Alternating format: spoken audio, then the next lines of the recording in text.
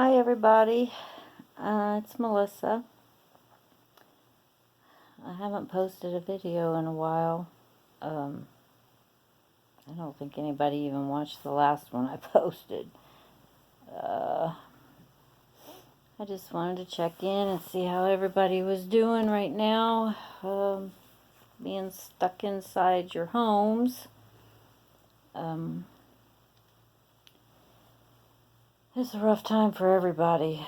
I'm sure it's a rough time for people suffering with depression and anxiety.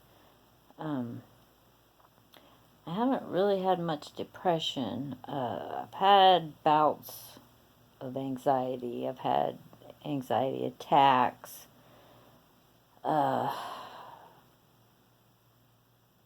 Just, I think the reality of what's going on, you know, especially if you're my age and you have underlying health issues, it makes you a little anxious.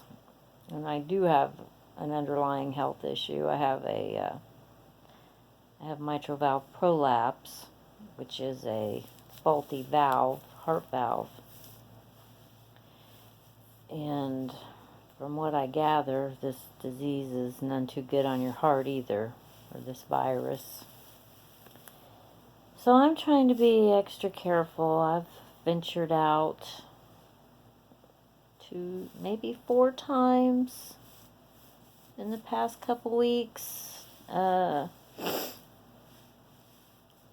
to the grocery, and once to the dollar store, and a couple times to the pharmacy.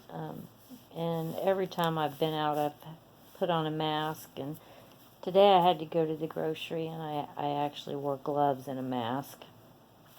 But the people working at the grocery store had on gloves and masks too, so of course, then you come home, and I've been wiping everything I buy down with Clorox wipes and then scrubbing my hands forever. I mean, it's crazy. It's crazy times. I don't know how you guys are dealing with it, but of course, I'm a homebody, so being at home, that's not bothering me in the slightest. I just wish that the weather would get nice. I think we've had like one sunny day in the past couple weeks where it was actually warm and I could go out and take a walk and take some pictures, which I love to do, and that helps if you can get out. It's been raining and gray, overcast, cold. It's like, please, sun, just come out so we can get some fresh air and sunshine. Went out once, like 3 days ago, and picked up some groceries for my mom and dropped them off in her garage because I don't want to be around her, and I want to make sure she stays safe. She's about to lose her mind. She's not a homebody. She is a social butterfly, so this is dragging her down.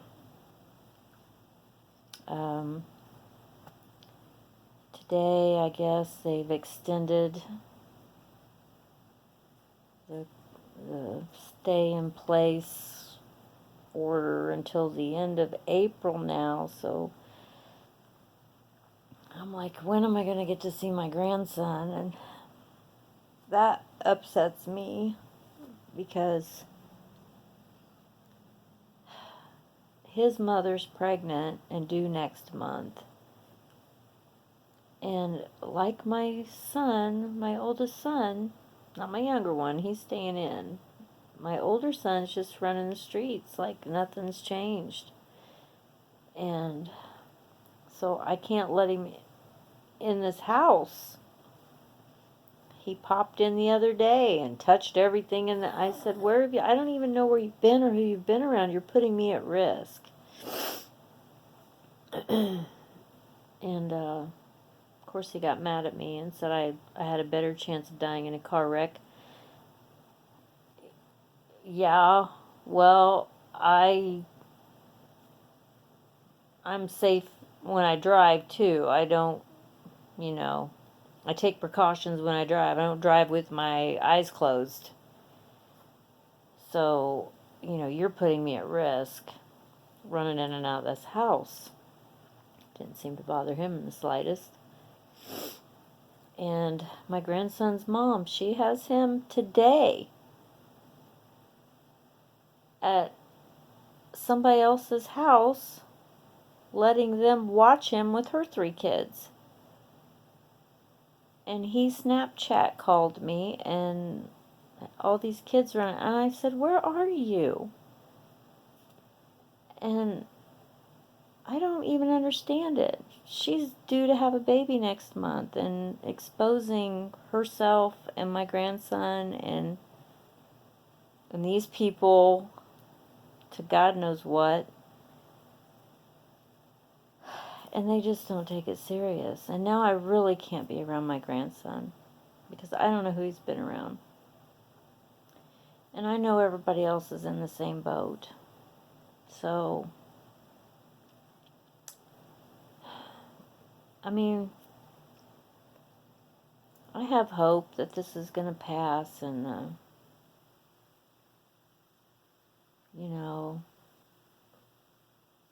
we're going to get through this. And I'm still praying and meditating every day. That's probably what's kept my sanity. But I worry about my family. I worry about my boys. I worry about my grandson. Lucky we have Snapchat because he Snapchat calls me all the time so we can FaceTime. And that's nice. Yep, I've had some panic attacks.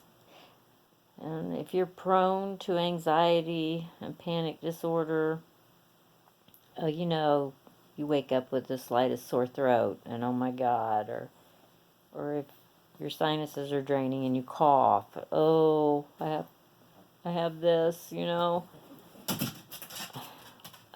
crazy.